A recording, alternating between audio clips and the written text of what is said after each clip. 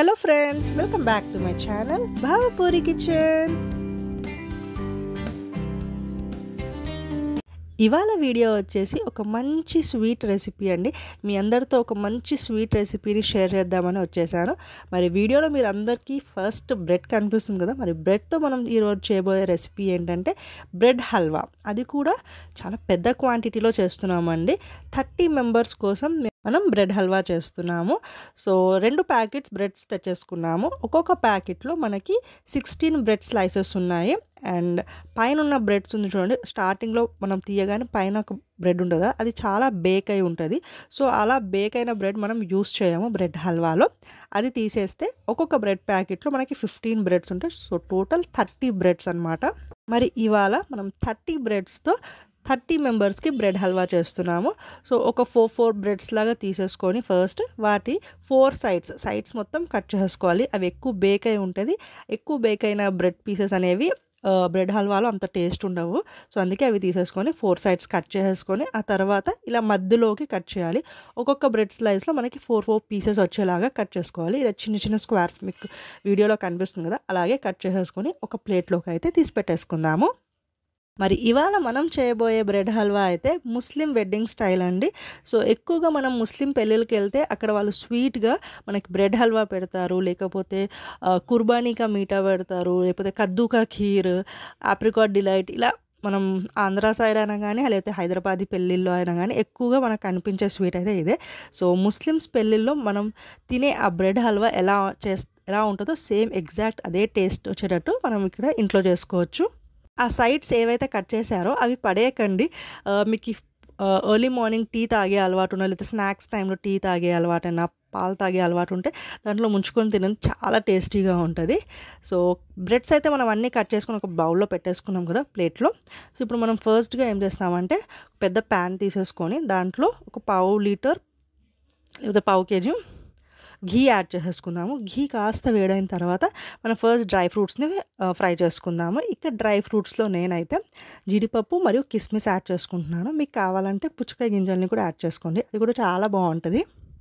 ముందుగా జీడిపప్పుని ఫ్రై చేసేసుకుందాము. మంచి గోల్డెన్ కలర్లో వచ్చిన తర్వాత మనం అప్పుడు కిస్మిస్ని యాడ్ చేద్దాము. ఇఫ్ మీరు పుచ్చకాయ గింజల్ని ట్రై చేస్తుంటే జీడిపప్పు తర్వాత పుచ్చకాయ గింజల్ని ఫ్రై చేసుకోండి. ఆ తర్వాత లాస్ట్లో కిస్మిస్ని ఫ్రై చేసుకుందాము. చూడండి, ఇక్కడ మంచి గోల్డెన్ కలర్లో జీడిపప్పు అయితే ఫ్రై అయిపోయాయి. వాటిని తీసి వేరొక బౌల్లో వేసేసుకొని నెక్స్ట్ మనం కిస్మిస్ని యాడ్ చేసుకుందాం. ఇవి 3 తప్ప వేరే డ్రై ఫ్రూట్స్ ఏవి అంత బాగోవన్నమాట బ్రెడ్ హల్వాలో. వేరే ఏమైనా డెజర్ట్స్లో అయితే అన్ని డ్రై ఫ్రూట్స్ యాడ్ చేసుకోవచ్చు, కానీ బ్రెడ్ హల్వాలో మనం ఎక్కువగా చూసేదైతే జీడిపప్పు, కిస్మిస్ అండ్ పుచ్చకాయ గింజలు. ఇవి 3 బాగుంటాయండి టేస్ట్కి కూడా. సో ఇక్కడ జీడిపప్పు తీసేసాం కదా, ఇప్పుడు మనం కిస్మిస్ యాడ్ చేసుకుంటున్నాం. కిస్మిస్ ఒక్కసారిగా వేయగానే మంచిగా బబుల్స్ లాగా పొంగుతాయి, చాలా తొందరగా పొంగుతాయి. అందుకే మనం జీడిపప్పుతో కిస్మిస్ని ఒకేసారి add చేయమన్నమాట.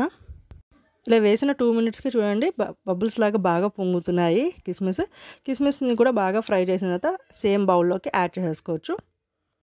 So dry fruits 2 fry చేసిన తర్వాత కాసేపు స్టవ్ ఆఫ్ చేసేసుకుందాము. ప్యాన్ని పక్కన పెట్టుకొని తర్వాత మనం బ్రెడ్స్ని ఫ్రై చేసుకోవచ్చు. ఈలోపు మనం షుగర్ పాకం, అదే చక్కెర పాకాన్ని అయితే పెట్టేసుకుందాము. ఒక పెద్ద కడాయి తీసుకొని దాంట్లో మనం చక్కెర పాకం స్టార్ట్ చేద్దామండి. ఆ తర్వాత మళ్ళీ బ్రెడ్ ఫ్రై చేయడానికి ఆ ప్రాసెస్లోకి వచ్చేయచ్చు. ఇక్కడ మా అత్తయ్య ముందుగా ఒక పెద్ద కడాయి పెట్టేసుకున్నారు. దాంట్లోకి ఫస్ట్ వాటర్ యాడ్ చేసుకుంటున్నాం. సో 30 బ్రెడ్స్కి మనకు కావాల్సిన వాటర్ క్వాంటిటీ ఏంటంటే 1 లీటర్ వాటర్ తీసుకుంటాము. మీకు కరెక్ట్ మెజర్మెంట్ అండి. 30 బ్రెడ్స్కి మనకి 1 లీటర్ ఆఫ్ వాటర్ సరిపోయిద్ది. దీంట్లో తర్వాత మనం షుగర్ యాడ్ చేసుకుందాము. సో 1 లీటర్ వాటర్ యాడ్ చేసుకుంటున్నాం అండ్ షుగర్ అయితే 900 grams sugar. 900 grams sugar perfect measurement అండి. మీకు వాటర్ అనేది గ్లాస్ మెజర్మెంట్ కావాలంటే నాకు కామెంట్ బాక్స్లో పెట్టండి, నేను మీకు గ్లాస్ మెజర్మెంట్ కూడా చెప్తాను. ఇక్కడ మా అత్తయ్య అయితే వాటర్ పెట్టేశారు. ఆ తర్వాత ఇప్పుడు షుగర్ యాడ్ చేసుకుంటున్నారు. చెప్పాను కదా 900 గ్రామ్స్ ఆఫ్ షుగర్ యాడ్ చేసుకుంటున్నాం మేము. హై ఫ్లేమ్లో పెట్టేసుకోండి. షుగర్ బాగా కరిగి మనకి పాకం అనేది స్టార్ట్ అవుతూ ఉంటుంది.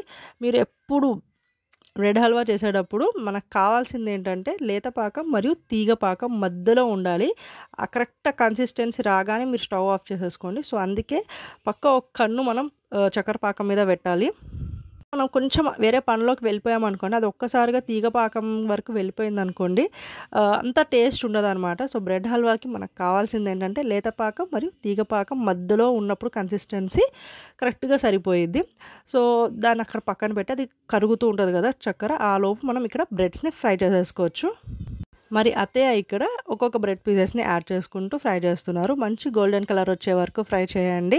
అండ్ ఇఫ్ మీకు ఇప్పుడు మీరు వేసిన నెయ్యి కరెక్ట్గా మొత్తం బ్రెడ్స్ ఫ్రై అయ్యే వరకు సరిపోకపోతే ఇంకొంచెం నెయ్యి మనం యాడ్ చేసుకోవచ్చు. ఇంట్లో ప్రతి ఒక్కరి ఇంట్లో నెయ్యి ఉంటుంది కాబట్టి ఇఫ్ నెయ్యి లేదనుకోండి సరే ఆయిల్ యాడ్ చేసుకొని కూడా మీరు ఫ్రై చేసుకోవచ్చు మిగతా బ్రెడ్ పీసెస్ని. ఏంటంటే నెయ్యిలో ఫ్రై చేసిన బ్రెడ్ పీసెస్ చాలా టేస్ట్గా ఉంటాయి. సో మీరు ట్రై చేయండి నెయ్యిలోనే బ్రెడ్ పీసెస్ అన్నిటిని ఫ్రై చేయడానికి. బ్రెడ్ పీసెస్ వేయగానే ఊరికే దాన్ని డిస్టర్బ్ చేస్తూ కలపకండి, అవి ఈజీగా బ్రేక్ అయిపోతాయి. అది కొంచెం ఫ్రై అయ్యే వరకు, దానికి కొంచెం స్టిఫ్నెస్ దొరికే వరకు దాన్ని కదపకండి. అది కొంచెం ఫ్రై అయింది అనుకోండి కొంచెం క్రిస్పీ అయ్యేది, అప్పుడు మనం ఈజీగా రెండో వైపు తిప్పి మనం ఫ్రై చేసుకోవచ్చు. చూడండి ఇక్కడ మంచి గోల్డెన్ కలర్ వచ్చేసింది కదా, ఇలా మంచి గోల్డెన్ కలర్ వచ్చే వరకు బ్రెడ్ పీసెస్ని ఫ్రై చేసేసుకొని వేరొక బౌల్లోకి షిఫ్ట్ చేసేసుకుందాం. ఇలాగే మొత్తం అన్ని బ్రెడ్ పీసెస్ని కూడా ముందుగా మనం ఫ్రై చేసుకుందాం. అలాగే నేను చెప్పినట్టు ఇంకొక కన్ను మనం చక్కెర పాకం మీద పెట్టాలి. మధ్య మధ్యలో చక్కెర పాకాన్ని కలుపుతూ ఉండండి. అలాగే చూడండి అది ఏ కన్సిస్టెన్సీ వరకు వచ్చిందనేది. ఇలా మరి మా అత్తయ్య అన్ని బ్రెడ్ పీసెస్ని అయితే ఫ్రై చేసేసుకున్నారు.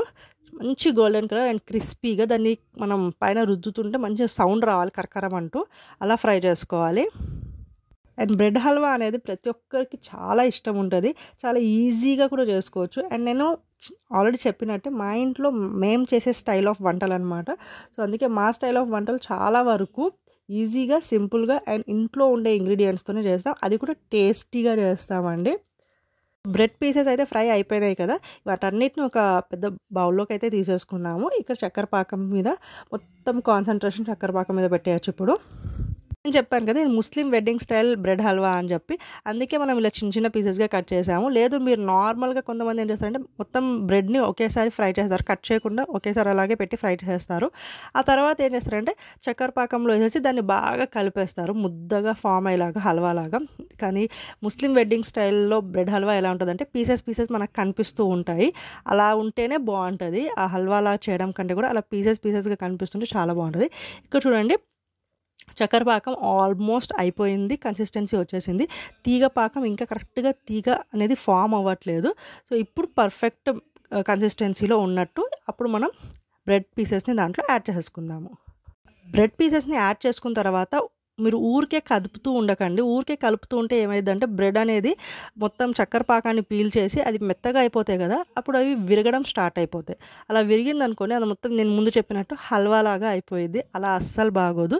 ముస్లిం వెడ్డింగ్ స్టైల్స్లో మనకు బ్రెడ్ హల్వా ఎలా ఉంటుందంటే పీసెస్గా కనిపిస్తూ ఉంటాయి. సో అలా పీసెస్గా కనిపిస్తూ ఉంటేనే దాని టేస్ట్ బాగుంటుంది. సో ఎక్కువసేపు కలపడానికి ట్రై చేయకండి. కొంచెం మీడియం టు హై ఫ్లేమ్ మధ్యలో స్టవ్ పెట్టేసుకొని ఫ్లేమ్ని మీరు అలా వదిలేయండి. ఊరికి అప్పుడప్పుడు 2-3 సార్లు కలపండి అంతే. అండ్ ఇక్కడ అత్తయ్య అయితే ఫుడ్ కలర్ యాడ్ చేస్తున్నారు. పాలల్లో కొంచెం రెడ్ ఫుడ్ కలర్ని వేసుకొని యాడ్ చేస్తున్నారు. ఇది ఆప్షనల్, మీకు కావాలంటే వేసుకుంటే మంచి కలర్ ఉంచిద్ది, చాలా బాగుంటుంది చూడడానికి కూడా.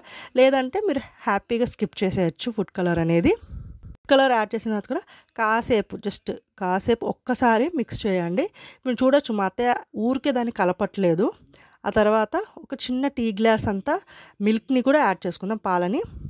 ఎక్కువ పాలు కూడా పట్టవు, చిన్న టీ గ్లాస్ పాలు అయితే సరిపోయిద్ది. కొంతమంది ఏం చేస్తారంటే బ్రెడ్ హల్వాని నీళ్ళ బదులు మొత్తం పాలల్లో చక్కెర పాకం ప్రిపేర్ చేసి దాంట్లో బ్రెడ్ హల్వా చేస్తారు, అలా కూడా బాగుంటుంది. అండ్ లాస్ట్లో కోవా యాడ్ చేస్తారు, పచ్చి కోవా కూడా యాడ్ చేస్తారు, అది కూడా బాగానే ఉంటుందండి. అండ్ ఇక్కడ మేము ఇలాచీ పొడిని యాడ్ చేస్తున్నాం. లాస్ట్లో ఇలాచీ పొడి వేసేసుకుంటే ఒక 2-3 ఇలాచీలు తీసుకొని బాగా మెత్తగా దంచుకొని ఇలాచి పొడి వేసుకోవాలి. అండ్ లాస్ట్లో డ్రై ఫ్రూట్స్తో గార్నిష్ చేసేయడమే. అండ్ ఇంకోటి ఏంటంటే మరీ మొత్తం చక్కెర పాకం అయిపోయే వరకు, బ్రెడ్ మొత్తం దగ్గర పడిపోయే వరకు మీరు చేయకండి. కొంచెం లైట్గా ఏమంటారు చక్కెర పాకం ఉండాలి. ఎందుకంటే మనం స్వీట్ అనేది ఎప్పుడైనా లాస్ట్లో సర్వ్ చేస్తాం కదా. స్టవ్ ఆఫ్ చేసేసి స్టవ్ నుంచి దించి పక్కన పెట్టేయండి.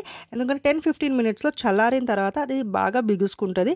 అదే మీరు మొత్తం చక్కెర పాకం అయిపోయే వరకు స్టవ్ మీద పెట్టి మీరు కుక్ చేశారనుకోండి, అది గట్టి పడిపోయి చల్లారిన తర్వాత ఇంకా గట్టిగా అయిపోయి టేస్ట్ అస్సలు బాగోదు. మనం హల్వా తిన్నప్పుడు మెత్తగా తగులుతూ ఉండాలి ఆ బ్రెడ్ పీసెస్ అనేవి, అప్పుడే టేస్ట్ బాగుంటుంది.